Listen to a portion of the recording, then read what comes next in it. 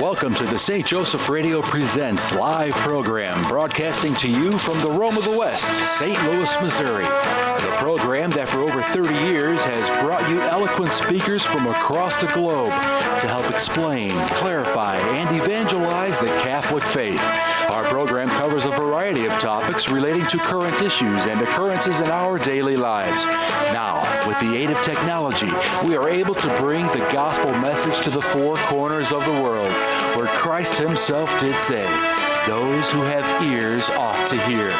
It is our hope at St. Joseph Radio that through these programs we can help evangelize the world and change one soul at a time. Now, here is your host to introduce today's guest and topic. Hello and welcome to St. Joseph Radio Presents, and we are coming to you live from the Rome of the West, St. Louis, Missouri. My name is Gerard, and I have the privilege of being your host today, and I say privilege because with me is a very special guest, Rich Chrismer, and I met Rich first time a couple of years ago when he happened to win the award for being the Catholic Man of the Year here in St. Louis, a title which I think he richly, can I say richly, Rich? Absolutely. Title rich, he richly deserved. He had quite an impressive background, among other things, with regard to pro-life activities. And I think you were arrested, were you not, Rich, something like 80 times? Yeah, a little more than that, but yeah, that's close. I undercut it a little bit. But Rich is here today to help us talk about, since we're on the eve of July 4th, God, country, and our Catholic faith, and, how these two go together. How is it? Can you be a good patriotic American and be a good faithful Catholic? And so Rich is here, and he's got some particular qualifications to be speaking to us about that. Because, for one thing, you served on the Missouri legislature for 8 years, did you not, Rich? That's correct, yes. And you were director of elections for St. Charles County for 16 years. That's right. You're a veteran. You served in Vietnam? 3 tours, yes. 3 tours in Vietnam. And have been a faithful Catholic all your life, as I say. He was recognized recently as the Catholic Man of the Year, active with the Knights of Columbus, active with Catholic Men for Christ, active in a lot of Catholic things. So, I'll say this personally, as my own opinion, you're a guy who just simply lives your faith. So that's what we're here for today. We've got Rich, and I'm glad we do. So, Rich, welcome to the program. Thank you very much, Ray. I appreciate it. So when we talk about being a Catholic and being a patriotic American, I don't know what comes to mind. Do you fit those two together? Do you feel like you can fit those two together? There is no separation between being a Catholic and being a patriot to your country. It was very well said by Irving Berlin when he wrote the song "God Bless America," because God did bless this country, and all you have to do is look at the 200 and some odd years that we have been this country's existence. You can see how God has blessed us in so many ways. We are one of the few countries in the world, I think Australia is probably the only other one, that when they go to war in another country, they never seek to conquer.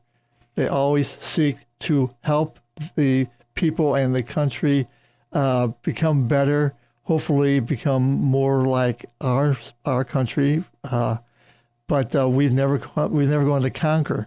Now, the one thing that we want to do is, as Catholics, as Christians, anyone, because God wants us to, He wants us to conquer heaven. And so, if we look at our country, look, what amazing when you read about the Declaration of Independence, because we are talking about Independence Day today, is July 3rd. and tomorrow is Independence Day. Some people call it July 4th. We veterans call it Independence Day. But there were 34 signatories to the Declaration of Independence, yet all but 2 either died by hanging or torture or destitution or lost their families. These men literally gave all, just like our veterans when they go off to war to serve our country. They offer themselves up. Many of my friends offer themselves up and did not come home except in a body bag. But there's been so much given to our country by our service to our country. But there's an old saying, it was from the First World War, there are no atheists in a foxhole. Just like there are no atheists after 9/11. Right. Yeah. It's funny because when I was a kid growing up, I'd go into my local our parish church, and there were the 2 flags always in the church, right there at both sides of the altar. One was the yellow and white Vatican flag, right, and then you had the red, white, and blue American flag, and they were both there in church. And you just kind of grew up with that, and they went together. There is no separation of church and state. It's not in the Declaration of Independence. It's no constitutional amendment. It's not in the Bill of Rights. It's nowhere in our vernacular, that is our Constitution and our writings.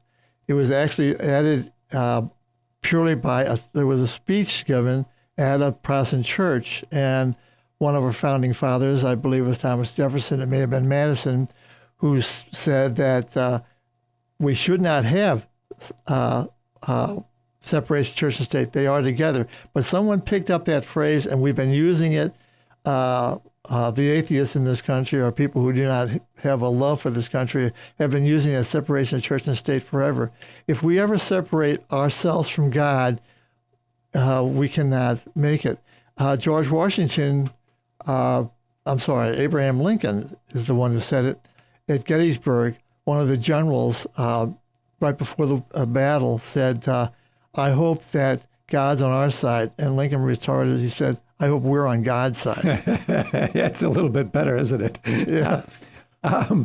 You bring up that phrase, that wall of separation between church and state, and it's ironic. People don't perhaps realize this, but it emanated from, in a legal context, it really emanated from a case back in 1947. And my profession, my training is in the law, and it's interesting to me, and it's always seemed ironic to me that it originated in the modern usage of it originated with this case back in 1947. It was Everson versus Board of Education, and it involved a taxpayer who didn't like Catholics getting reimbursed for their kids being bused to a Catholic school. What happened was they would use if you save the taxpayer the money of school busing because you helped pay for your own, busing, private bus company, et cetera, and you helped pay for that, well, you could get reimbursed for that. And this fellow, Everson, felt, well, that's not fair because there should be this, we shouldn't be paying for we shouldn't be reimbursing people who pay to have their kids bused to a private school. Well, the ironic thing is the Supreme Court found that was okay. They said that the Supreme Court actually said that, the state in our country cannot foster a religion. We can't promote a religion, but we shouldn't be discriminated against religious people either. And so they found it was okay. And yet, in a case that decided in favor of that sort of thing, we've got this new idea that's just come forward ever since, where now we've got this wall of separation, a case that really didn't follow this idea of a wall of between church and state. Nevertheless, we have this idea that that's the case. Well, it's. I like to ask. When I was an election director, I would go around to colleges around the St. Louis area and give talks on elections, so on and so forth. And I always bring up the First Amendment to the Constitution. And they say in the First Amendment, if you look in Webster, it says freedom of speech. No. Our founding fathers did not say freedom of speech is in the First Amendment. They said it is part of the First Amendment. But the First Amendment starts out with there shall be no practice, there shall be no establishment of religion, or to prohibit the exercise thereof. Exercise. So they're saying we should freely exercise our religion.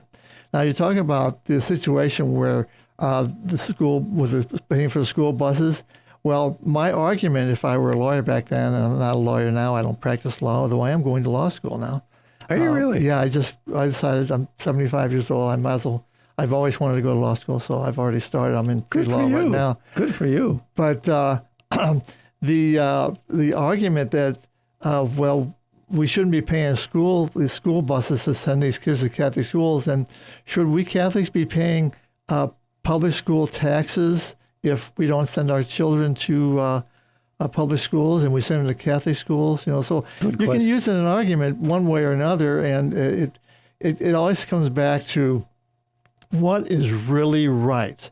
And the men, and they were men back then because women didn't have all the rights that men did back in our founding fathers, were so deeply religious. Matter of fact, of the 34, the vast majority of the signatures of the Declaration of Independence were deacons of the churches.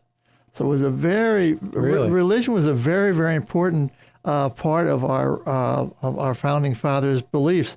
And so we Catholics have such a strong faith, or if we don't, we should, to believe how great our country is and how blessed we are that God has given us the opportunity to be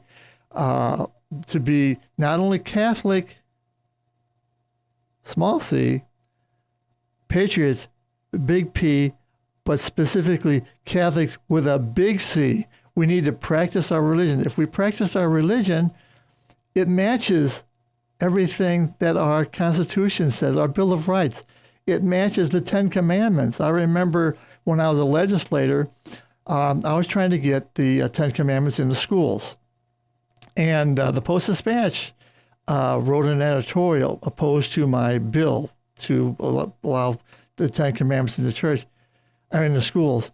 And in the editorial, they suggested, we have a suggestion. How about the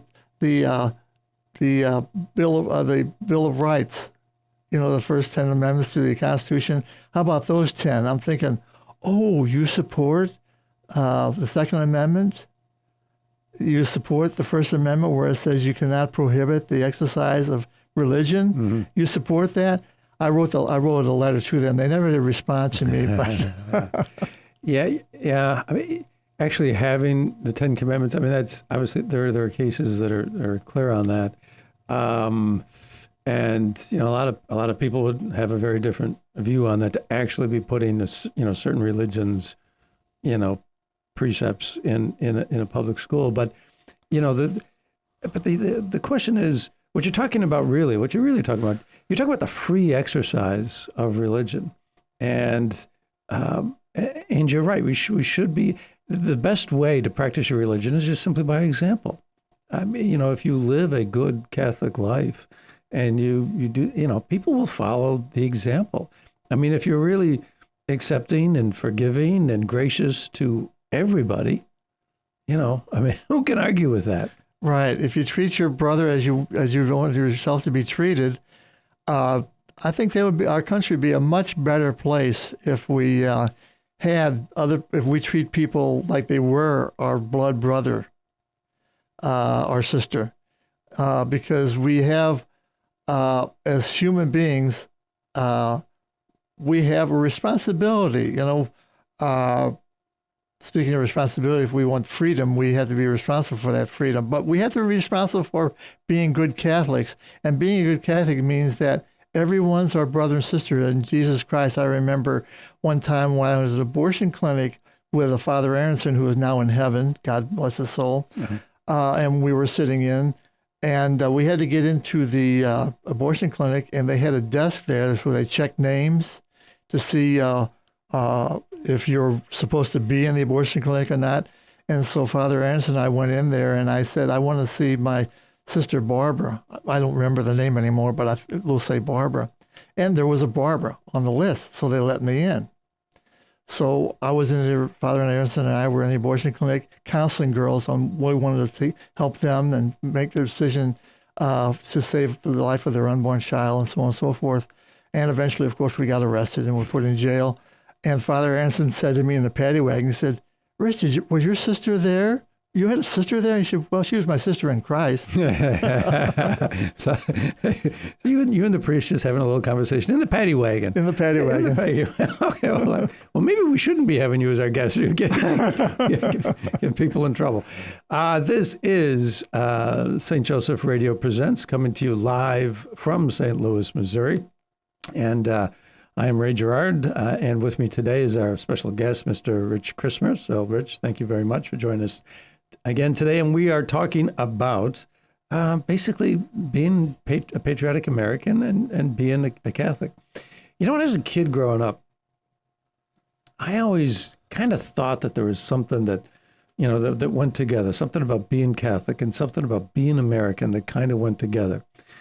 But I couldn't really put my finger on it. I didn't really understand. I just thought somehow they seemed right together. And then when I got older, I began to realize and understand, you know, what that feeling as a kid kind of related to. And now, you know, what I understand and what makes perfect sense to me is that, you know, this is a country that, if nothing else, it really stands on the idea of freedom. Right? This beacon of freedom. We've got the Statue of Liberty in the harbor of New York City to welcome people. If anything else, I think around the world, people who want to come here understand that this is a country that's built on freedom. And of course, what is one of the central tenets of the Catholic faith other than free will? And the idea of free will is under attack a lot. But we believe that, you know, this is something that's given to us by God, that this is something that distinguishes us from animals, that we've got the ability to decide for ourselves. God wants the best for us, but we can decide for ourselves what we're going to do, what we're going to believe, you know, whether or not we're going to follow certain ideas or not. That's a huge idea. And, you know, there's a lot of people right now who challenge that, you know, they'll, you know, and so to me, it's funny though that, you know, this really goes together. And I think this goes back to what you were talking about earlier, is that, you know, this country, the Bill of Rights and the Ten Commandments, they do kind of go together. It's this idea of freedom and free will. And, you know, we're one of the religions that kind of stand alone for really maintaining, you know, the inviolable, you know, element, you know, that's free will. I mean, you really can't touch it. You can't impose, because if you touch it, if you abridge it, if you try to curtail it, well, now you committed an offense against God. Well, what's happening in this country today is free will is being breached and has been stopped. It's called stopping the freedom of speech. If you cannot have freedom of speech, you cannot exercise your free will in the proper context. There's an old saying about freedom of speech by George Washington, and he said, if you do not have freedom of speech, you might as well be like lambs being led to the slaughter. There's another saying, I'm sure you've heard it before, Ray, that when you have speech curtailed, we do not have the ability to really listen to other people's expressions and other people's opinions. They always say, an old saying is, whoever controls the language controls the conversation. And in today's world, we have so much Marxism and socialism being taught in our colleges, even our high schools, now with the situation with grade schools. We're even having some of that filtered in. Benjamin Franklin once said that if you do not have speech, you do not have action. If you do not have action, you're not a person. Now, our Constitution says that we are persons, and actually the Dred Scott decision said that a segment of our civilization are not persons. They're only 3/5 human. Right. And we had to get. How did he come up with that kind of a number? That sounds very scientific. I mean, it's just ludicrous. Yeah, it's absolutely ridiculous. No, that's the one the Supreme Court, the Dred Scott decision. I've read the Dred Scott decision. Yeah, and that's the number that they came up with. Yeah, and how do you do that? How did they come up with that? Possibly, yeah. But it took the 12th, 13th, and 14th Amendment and the Civil War. Yeah. To correct that injustice. So today we have freedom, but if we don't exercise the responsibility of freedom by allowing other people's opinions, mostly the left and academia and Hollywood, they don't mind hearing your opinion as long as it's the same as their opinion. If it's not part of their opinion, that you shouldn't be heard. So how do Catholics lead by example. Okay, we've got a climate now where there's a lot of stuff on both sides. How do Catholics live with this? I mean, does not this idea of free will go also along with this idea of agape love? I mean, if you have these ideas of freedom and you have these ideas of free will, you can look at it from the perspective of, hey, I have this freedom, I have this free will, and other people need to respect, what I want to do about certain things. But is not really the essence of living a good Christian life something that is embedded with, what we understand from Christ? What we understand from Christ is you give for other people. You sacrifice for other people. You are concerned more with other people than yourself. It's this whole idea of agape love. Real love is what you give to other people.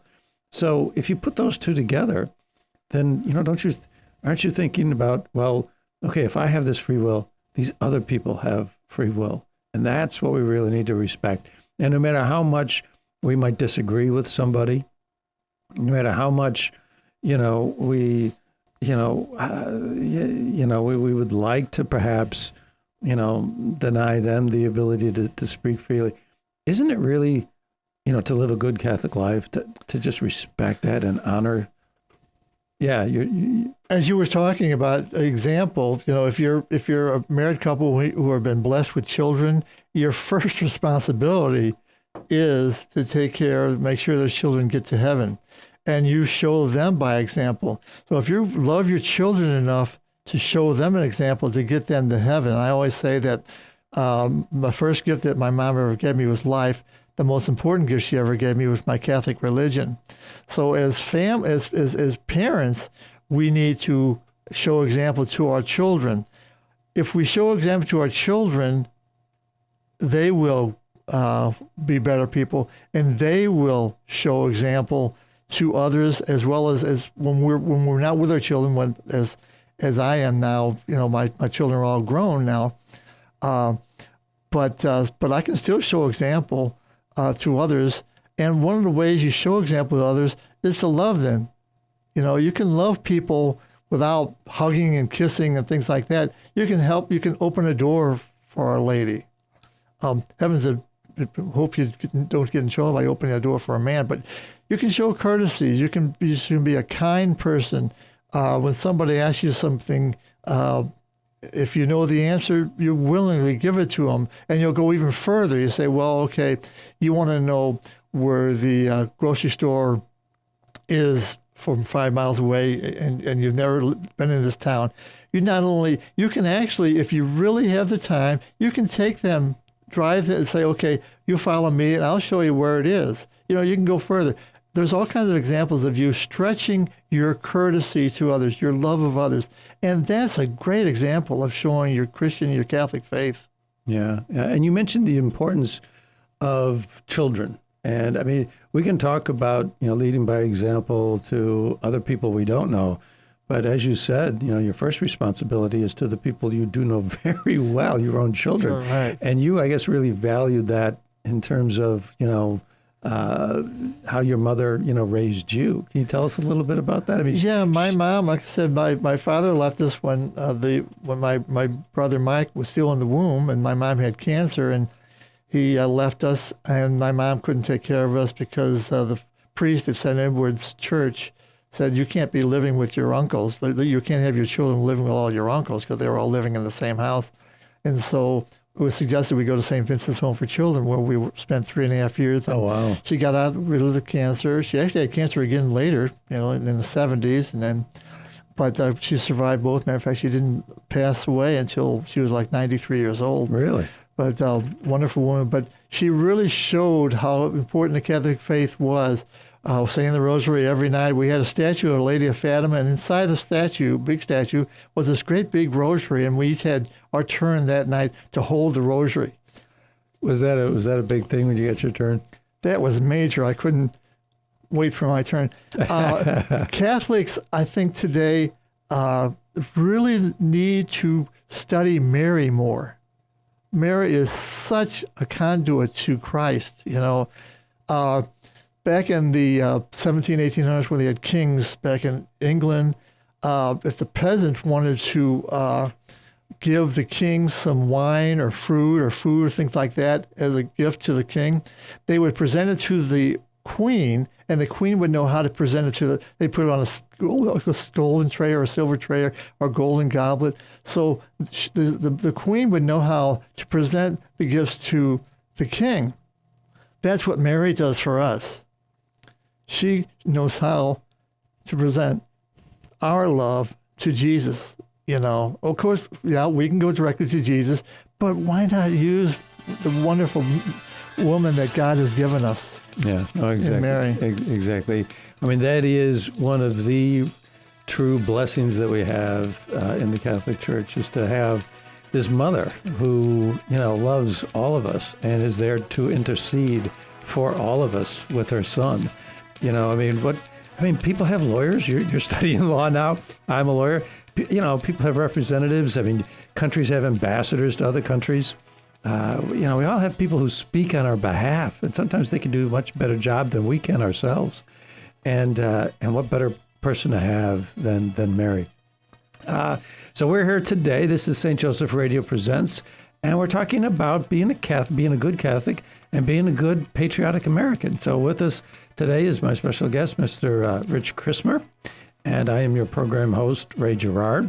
We're going to take a short break, but we'll be right back. Please stay with us and join us. About our Catholic faith, Colby Academy has the solution, offering a curriculum that is loyal to the magisterium, classical, Ignatian, flexible, and affordable. Colby can help with all your homeschooling needs. We offer a wide range of services, including live online courses for those looking for assistance teaching their students, recorded self-paced courses for those who want teacher instruction while needing the flexibility to move at their own pace, and traditional homeschool courses for maximum flexibility in home education. Our support services include advising for parents, record keeping and transcript services, a grading service, standardized testing, and guidance and college counseling. For more information, check out their website at colby.org. That's KOLBE.org. Or give them a call. Area code 707-255-6499. That's 707-255-6499. It's Colby Academy. St. Joseph Catholic Radio is proud to announce the launch of SJEN TV, the St. Joseph Evangelization Network. SJEN TV is a premier online Catholic broadcasting network providing quality Catholic programming 24 hours a day, 7 days a week. We have programming such as live studio interviews, St. Joe's Java speaker presentations, current Catholic issues, and the Pro-Life series. We're featuring the many talented speakers out of Orange County, California, and this Archdiocese of St. Louis, Missouri. Missouri, including Professor John Gresham, Father James Mason, Karen Nokemper, Rick Hollerick, Bill Federer, and many more. To review the program list, go to sjen.tv or on Roku, SJEN TV. All this programming is free, and we are welcoming sponsorship of new programs. Find out more at sjen.tv. Talk about that, will we? So, welcome back. This is St. Joseph Radio Presents, coming to you live from St. Louis, Missouri, the Rome of the West. And with me today is my special guest, Mr. Richard Chrismer, and we're talking about being a faithful Catholic and being a patriotic American and how those go together as we're about to celebrate the 4th of July. Now, before we re-engage with Rich, a couple of little announcements. First, this Friday, July 9th, at St. Peter's Church in St. Charles, Missouri, they're sponsoring a foster adoption trivia night, the foster adoption support team. And you can, let's see, how can you contact these folks? But anyways, I'm sure if you just contact the church, the person in charge of this is Catherine Hamilton. Her email is kat, .hamilton@att.net. Sure you could email her if you want to attend that event. I believe tickets are $35 per person, and it would help, as I say, support the foster adoption support team and their program. Also, we want to put a plug in for this, the Catholic Woman of the Year Award. We don't only honor our Catholic men with the Catholic Men of the Year Award every year, we also take cognizance and recognize Catholic women. And so St. Joseph Radio is going to have a Catholic Woman of the Year dinner and award again this year. And we need applications submitted by September 1. So that's only 2 months, less than 2 months, to basically decide, make sure that the person you want to nominate is okay with that. And then get the nominations in by September 1.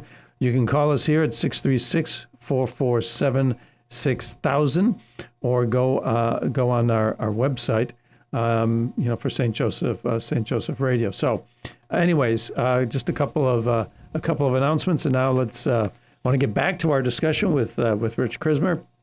And Rich, before the break, we were talking about how your mother helped instill in you the beauty of the Catholic faith, and I guess you're trying to do the same with your children, which is a beautiful thing.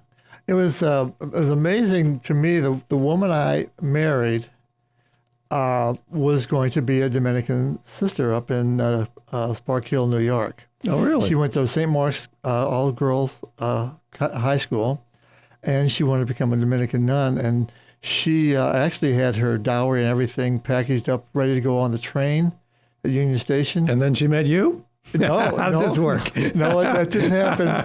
But she decided maybe I ought to wait a year. So she gave everything she had to another girl who was going to Spark Hill, who didn't have very much at all. Oh, really? At the same time, I was considering being an Oblate of Mary Immaculate missionary priest. Oh, really? Catholic, Missouri is where their seminary is. And that didn't work out. I don't think they thought I had what it took to be a priest. And so that didn't work out. But as it is, 2 of our 4 children, my youngest daughter is Dominican down in Nashville, Tennessee, Sister Peter Marie. Really? And my son is Father Mark Chrismer, who is an archdiocese priest, who, as a matter of fact, he's the priest that takes care of the sisters down in the chaplain down in Nashville, Tennessee, all 305 of them. So he's down there for a special assignment from the Archbishop. He's into his second year of that. So you must have done something right. Well, I think, actually, I must give my mom an awful lot of credit because she taught me the importance of, my son's a Marian priest, and he'll gladly tell you that. Supports strong issues with Our Lady, and I've loved Our Lady all my life, and I think that comes from my mom, and I really appreciate that. And so I look to her intercession, and I really believe that she's someone that you can always, you can count on to be there. She was there with her son all the way through the crucifixion, and she's with us if we want her to be by us all the time. We all have a guardian angel. I truly believe Mary's there whenever I need her. That's my own personal opinion, but I have a strong Catholic faith. I remember when I was a state rep, Archbishop Gerard, he was our Archbishop at the time in St. Louis, and he had just come to St. Louis, and he came up to Jefferson City to meet all the legislature, and I went over to him, and he said, "How are you?" And I said, I knelt down and kissed his ring. He says, "Oh, you're a Catholic?" He said, "Oh, no, I'm not a Catholic. I'm a Roman Catholic." And he said, "You're a Roman Catholic? Well, what's the difference?" I said, "Well, Ted Kennedy's a Catholic. I'm a Roman Catholic." Oh, okay. Well, so anyways, so you're proud of your Catholic faith, obviously, yeah. Absolutely. Matter of fact, when I was 13 or 14, I forget, it was many years ago. I'm 75 now, but many years ago, someone told me when I was discussing our Catholic faith, is, "You're real apologetic for the Catholic faith." And I said, "I don't apologize to anyone about my faith." At that time, I didn't know what apologetic meant. So. Yeah. We can talk about, somebody, like one of the Kennedys, or we can talk about this, or we can talk, the fact that, there are, wherever you are on the political scale, there's good Catholics everywhere. Now, you can get to certain social issues, and there are truths in the Catholic faith that, cannot really be denied. Bishop Barron recently wrote a piece, which I read, where he was talking about the fact that, he was brought up in a very staunchly Democratic family, and he said that they were very devout and very Democratic, and he said, if my father would sooner turn Lutheran than vote Republican, but still, Bishop Barron, in this article was writing how important it was to be pro-life, just as you have taken so many stances and put yourself, on the line, gotten arrested and so forth, to stand up for that important, Catholic principle. And so, we can disagree, on this or that, from in terms of politics and so forth. But really the important thing is what joins us as Catholics. And what joins us as Catholics joins everybody, right? There is one Christ. He is, he is God for all of us. Some of us in the community may not agree, but that's okay. Because why? Because they have that free will just like we do, and if we all we need to do is live by example, and we go ahead and love everybody like you're talking about. Yeah. Well, I wasn't trying to interject politics into the conversation. It's just that it actually happened because I was raised Catholic and Democrat. I have uncles, they're all passed away now, but I had some that lived in St. Charles County for years when I was an elected official. They never, ever, they loved me, but they never, ever voted for me because I was a Republican, So, party politics is something that I really wouldn't fairly like to discuss because I've lived it and I've had it. Now I've moved on, but everyone does have free will. And, we as Catholics learned very early in our catechism that we pray for those who have a different opinion than our Catholic faith. And I'm talking about social issues. Mm-hmm. We pray for them. If they feel that way, we're praying that maybe through God's intercession they'll change their way of thinking. Abortion, of course, is one that I've lived for as long. Well, I actually was pro-life with an organization prior to Roe versus Wade in '72. Were you really? I was a part of an organization back in 1971 that in the military, believe it or not, because I was still in the military until 1972. It was not a strong organization. We just discussed it. We were discussion groups, things like that, like-minded men, both Catholic and Protestant. I've lived that my entire life, but I don't try to interject whether a Democrat or a Republican is right or wrong, because guess what? They're both right and they're both wrong sometimes. No, we all are. Right. We all are. Yeah, we all are. And the important thing, of course, is your relationship with God. That's really the only thing, in the ultimate scheme of things, that's really the only thing that matters. So. But since it is Independence Day coming up tomorrow, it's so important to remember that our founding fathers were very, very, very religious. And the Declaration of Independence is so well written, the Constitution is so well written, that had to be God's hand. Because no country has ever survived freedom for as long as we've had true freedom. That means that we're a republic. We're not a democracy, we're a republic. We are a government of people that are representative government. Because it's by the people, for the people. Thomas Jefferson was very clear. This is a people's government. Mm-hmm. The government is there to protect us. The government is there to maintain order. We're not seeing a lot of that right now in parts of the country where disorder seems to be the name of the game. But there are so many people that pray for this country.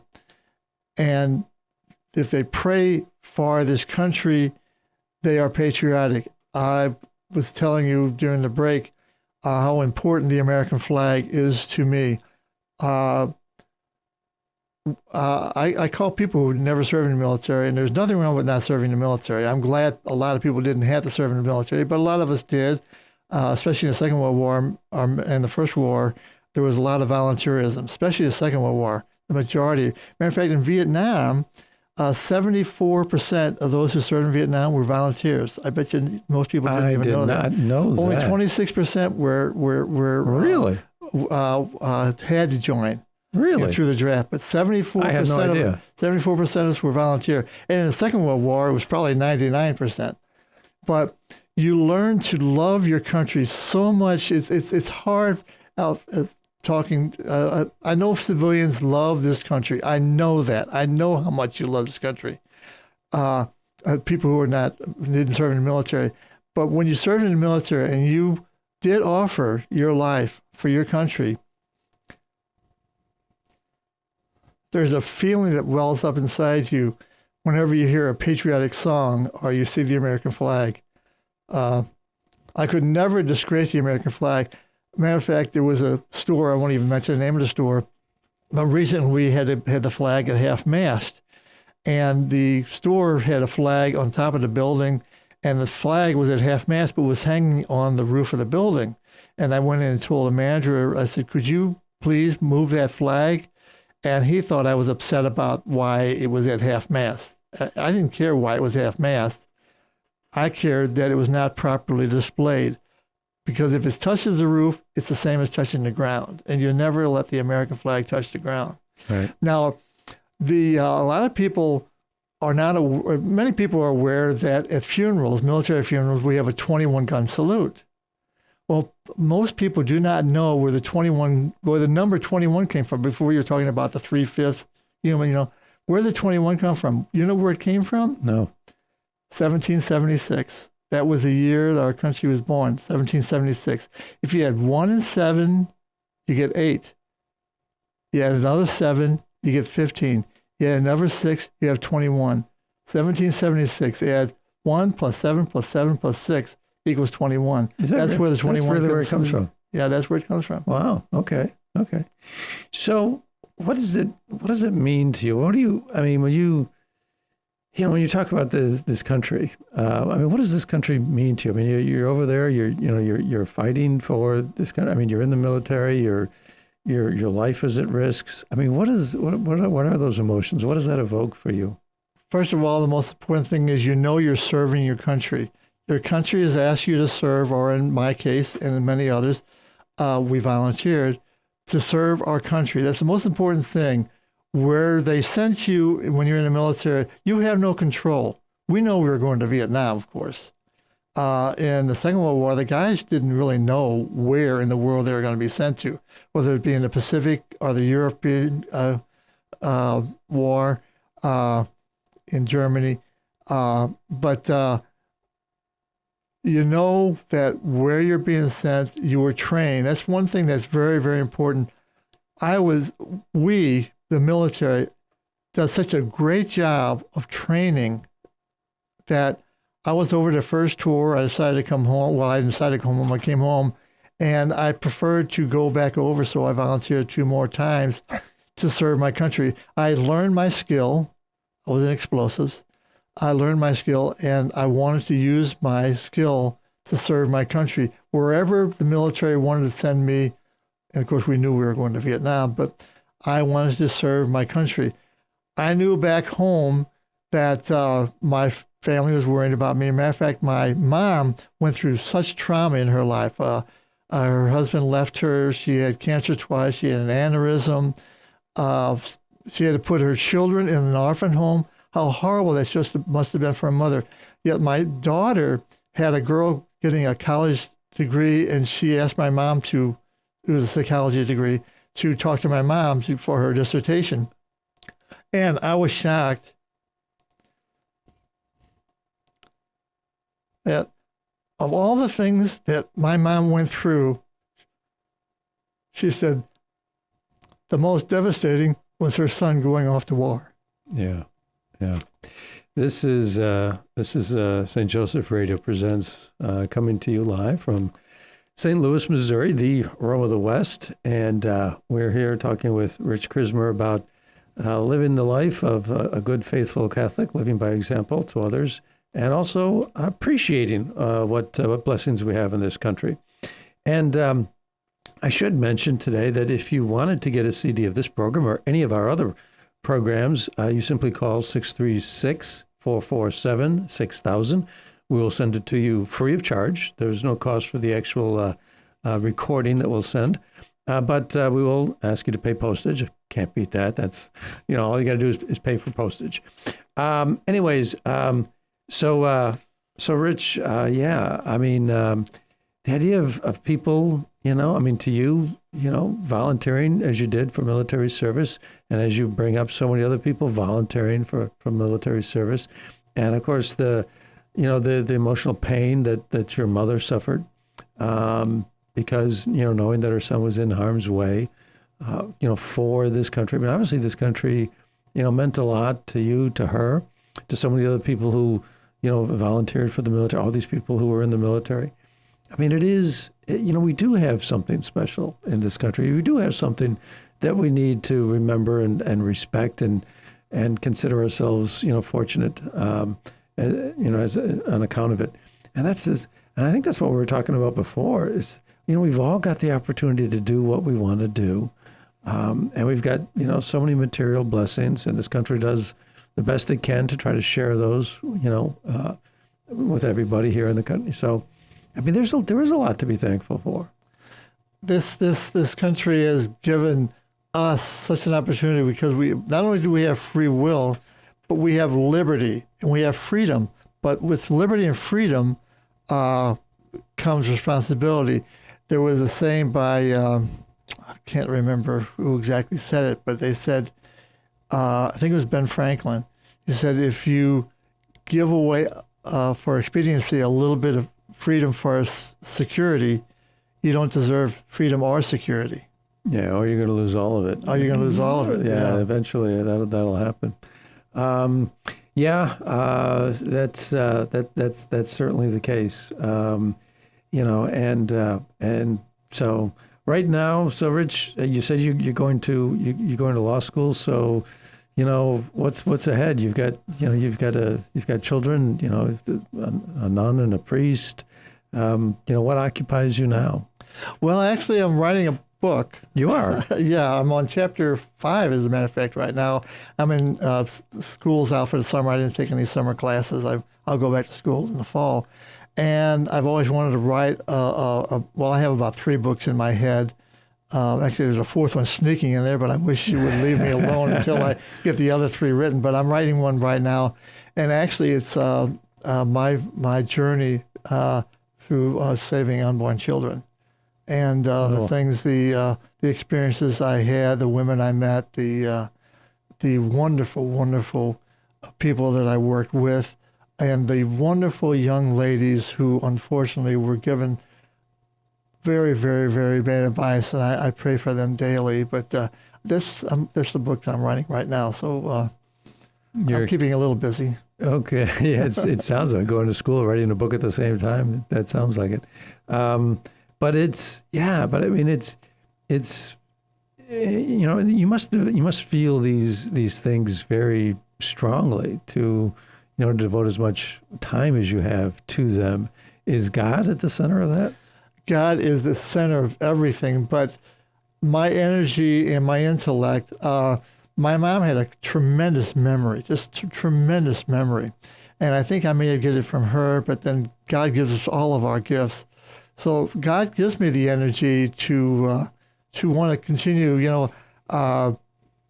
When I started out in politics, I wasn't really going to run for office or anything. I was helping another man run for office who was a very, very good Catholic man, and I thought, well, I'll help him. And then he actually moved to another house, which was out of his district. And so and I went to his house to do some work for him. He said, well, I'm not in your district anymore, Rich. I said, well, I don't mind. I want to help you because you're a good Catholic man. I want to help you. And he said, well, that position's open. And he said, well, there's about 3 people who are considering running for the office. And I said, well, let me know how it goes. Maybe I can support one of them. So about a month later, I brought a project back that he had me do. And I said, well, who am I going to support? He said, oh, Rich, you can't support any of them. Really? So right out of the top of my head, I said, well, then I'll run. He said, you will? He said, wait a minute. Let me talk to my wife first. Oh, is that real? So actually, I talked to my wife. We prayed about it. I actually talked to Linda Brown. I'm sorry. I can't think of her name right. Her first name now. She's from American Life League. And she told my wife, said, please have him run. We need good Catholic men running for office. And so through a lot of prayer, we considered it, and I ran and won every race and for 8 years. And then after that, I was looking around. I actually had lost my job because of my pro-life activities. And so I didn't have a job. You lost it because of that? Because of that, yeah. And so a lobbyist actually called me up between being elected director of elections and that, and said, we'd like you to lobby for us. And I said, oh, you really want me to lobby for you? Really? He said, yeah, it's $100,000 a year, Rich, and we know you don't have a job. I didn't know how they knew that, but it happened to be true. And I said, what am I lobbying for? He said, a stem cell research. I said, do you know who you're talking to? And he said, oh, I guess you wouldn't want to lobby then. I said, no, I don't. So I went on my merry way, and God provided another job for me. And then the director of election position opened up, and I thought, well, it didn't open up. I had to actually run against the person who had the position at the time. But I won the election and won ever since, and then retired at the age of 73. So I've been really in politics probably around 28 years. But when I was in pro-life, I worked for what it was called at that time Missouri Citizens for Life. It wasn't called Missouri Right to Life. It was called Missouri Citizens for Life back then. And I was on the board, and I joined the Speakers Bureau. So I learned to speak about pro-life issues. I remember the first time I spoke on that issue, I used cards, and I will never do that again because I looked down the entire time. So I learned to read and learn about it. What God was doing, He was guiding me all this time. I can look back. He taught me how to speak, to communicate with people. That helped me as a legislator and helped me further in life. So I can see how God has guided my entire life. Yeah, and when you do have decisions that come up, you pray to God about them. You keep God at the center. Absolutely. And no matter what we're involved with, what's going on, boy, that's a good principle, right? To pray to God, to ask to help us through it. So we have We've been talking, this is St. Joseph Radio Presents. I'm Ray Gerard. I've been joined today by Richard Chrismer. We're talking about trying to be a good Catholic, living by example, and what there is to appreciate about this country and being a good patriotic American. And I really want to thank Rich for being with us and joining us for that. So it's been a pleasure, Rich. I really do thank you. And I wish everybody out there to enjoy the 4th. Have a great day. God bless. Thank you. You've been listening to St. Joseph Radio Presents from the Rome of the West, St. Louis, Missouri. If you would like to join us in our evangelization efforts, you can order a copy of today's broadcast or any of our past programs by visiting us on our website, stjosephradio.net. That's SAINT, josephradio.net. Or call us 636-447-6000. It's all at your fingertips to help us evangelize the world, bringing the good news of Christ to everyone you meet and change one soul at a time. Thank you for your prayers and support. Until next time, may God bless you and your family. This has been a presentation of St. Joseph Radio Presents.